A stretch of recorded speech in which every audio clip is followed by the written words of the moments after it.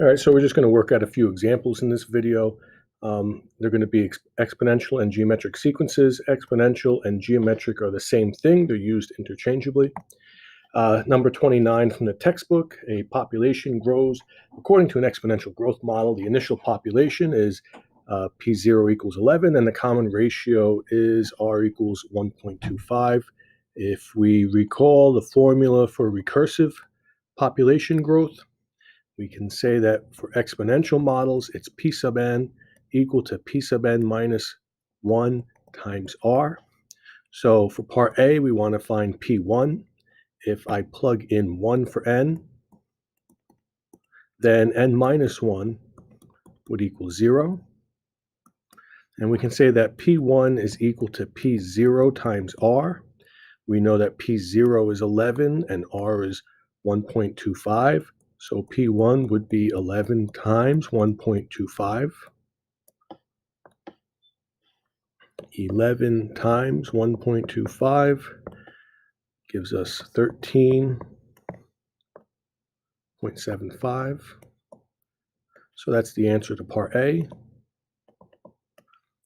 Part B asks that we find P9. And to do this recursively would be tedious, because to find P9, we'd have to find everything in between. We'd have to say, well, P2 is equal to P1 times R. We know that P1 is 13.75, R is 1.25.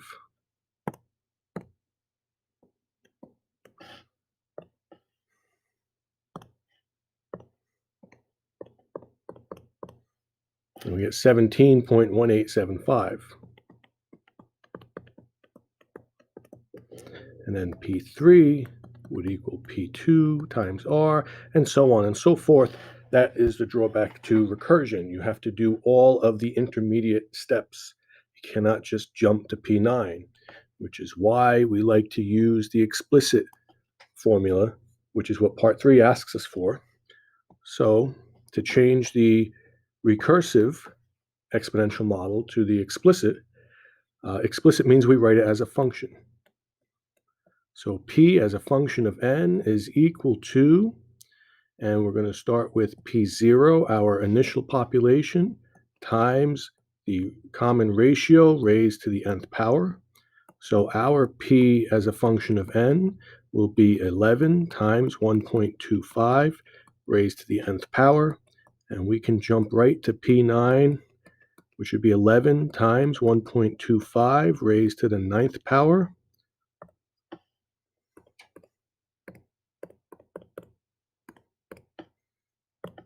And we get 81.96.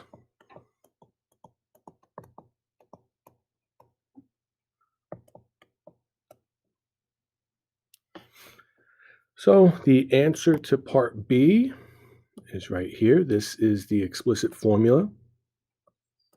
And the answer to, that is part C. The answer to part B is what's P9. And we got that using the explicit formula. So here's our next example from the textbook. You can pause it here, work them out yourself, see if you get the answer that, and then compare it to mine. Use the steps that we used from the previous slide. You want to practice both recursion and explicit. So find P1 recursively, then come up with the explicit model and use that to find P9.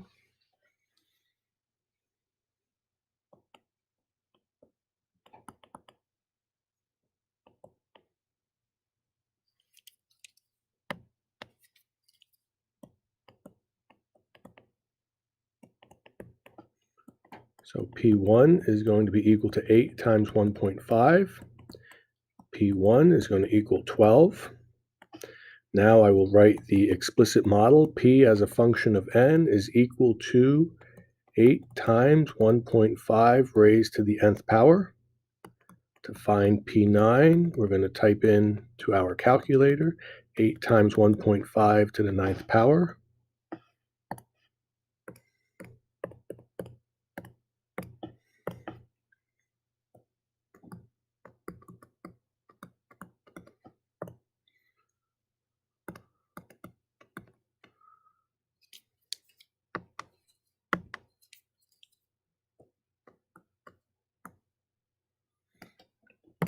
And we can say this is the answer to part A. P1 is 12. The answer to part B, P sub 9 is approximately 307.55. And the answer to part C, give the explicit description of the population sequence, and that is P as a function of n equals 8 times 1.5 to the nth power. So now we're on problem 31 from the textbook's exercises, and it says consider the geometric sequence. As we said earlier, geometric and exponential are the same thing. They're used interchangeably. Consider the geometric sequence with a first term of P sub 0 equals 3 and a common ratio of R equal to 2. And part A wants us to find P100.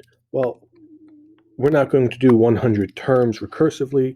We're going to jump right into the explicit formula.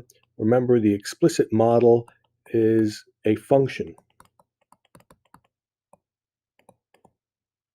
So we write it as P as a function of n is equal to our initial term 3 times the common ratio 2 raised to the nth power.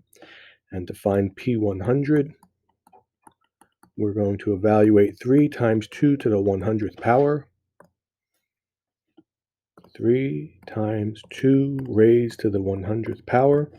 You see that this number is too big for our calculator. The calculator has gone right into scientific notation. So it's 3.8 times 10 to the 30th.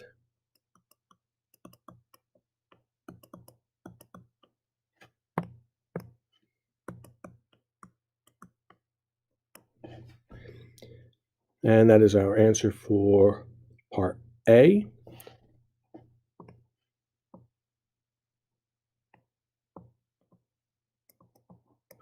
Part B, find P sub n.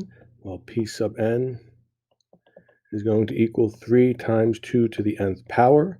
So we can define P sub n using the explicit model. And I'm going to modify part C. Instead of adding all of the numbers from P0 to P100, let's do numbers that we don't have to put into scientific notation. So we're going to add P0 through P15. P0 we know is 3, P15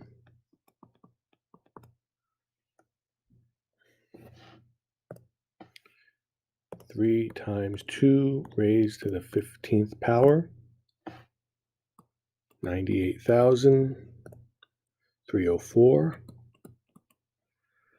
Now to find the sum from P0 to P15,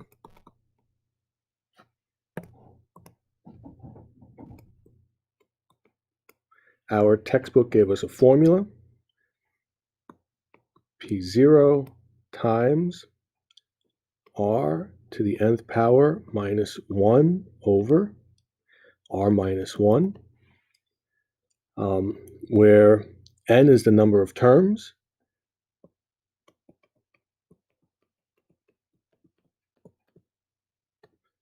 and n is 1 greater than the last subscript.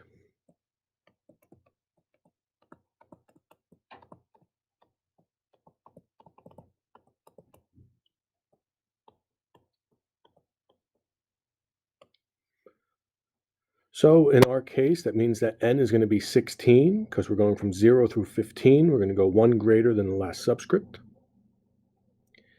And we can now write our formula as 3 times 2 raised to the 16th power minus 1 all over 2 minus 1. 3 times, parentheses, 2 raised to the 16th power, get out of the exponent, minus 1. And because the denominator is 2 minus 1, which is 1, that means our answer is 196,605. Now we can test this out.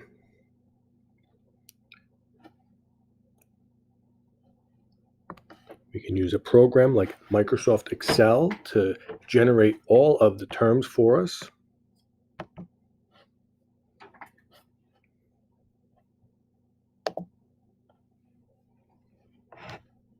So we can use a program like Microsoft Excel to test out the sum of all of the terms. I'm going to call this first column my n and the second column my pn. And my n is going to go from 0 to 15.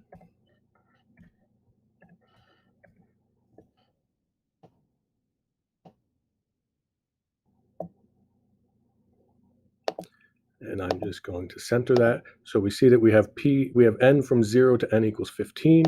I know that P0 for this example was 3.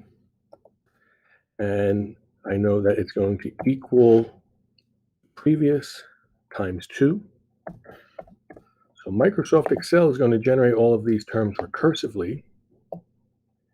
And I see I get my 98,304 from my P15. That's what I had here, 98,304. And now I'm going to go underneath that last term and say equals sum. And I'm going to say add up all of these PN numbers and hit enter. And we got 196,605. And that's what our formula gave us over here. Okay, so let's do one more example with the geometric sum.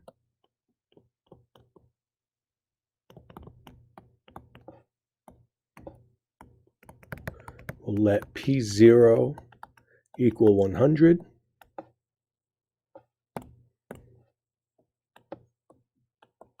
And let the common ratio be 3/2. Find the sum from P0 through P30. Now our formula says that the sum is P0 times r to the nth minus 1 over r minus 1. So if I'm going from 0 to P30, we said that the n up here in the exponent is the number of terms.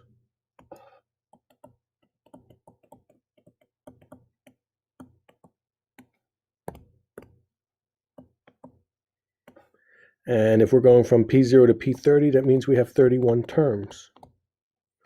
So we're going to use n equal to 31. So our sum is going to be from P0, which is 100, times our ratio, which is 3/2, raised to the 31st power minus 1, all over 3/2 minus 1.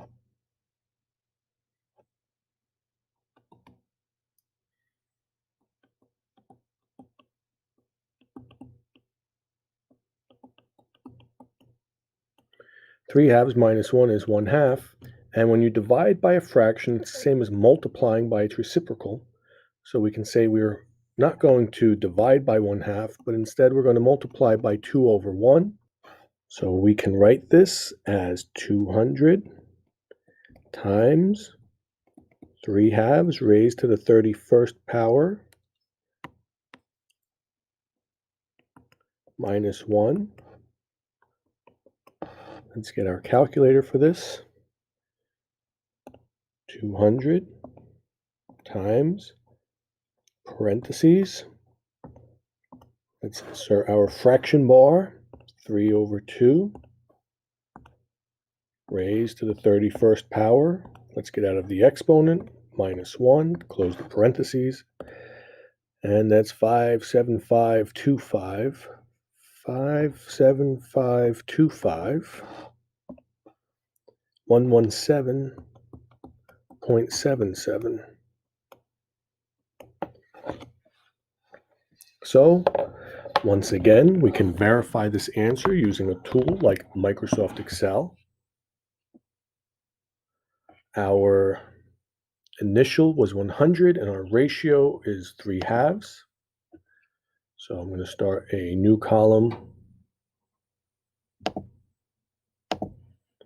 n and p sub n, starting at 100.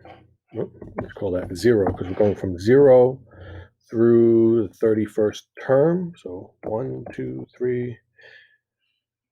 Do this by formula, equals 1 plus the previous number.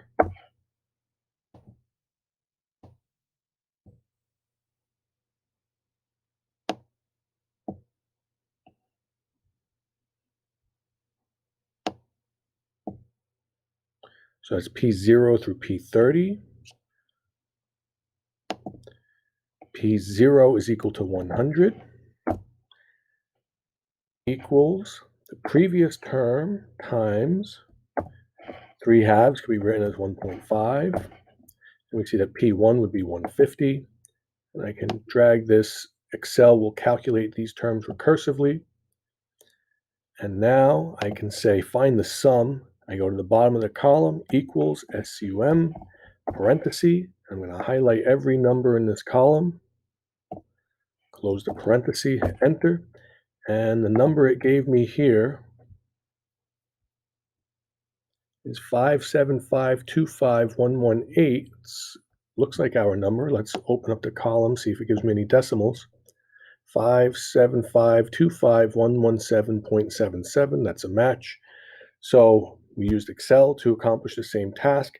That's just a little double check to show that the formula we're using and counting the terms the way that we're doing is getting us the correct response. And Excel is doing it term by term. It's generating all of the terms and adding them up. We're doing this here. We did not generate term P30 at all. We only knew P0 and the common ratio. And then we said from 0 to P30 is 31 terms, plugged all that into our formula, and we got the sum. So there are a few answers that are worked out and with explanation. I hope this helps with the homework.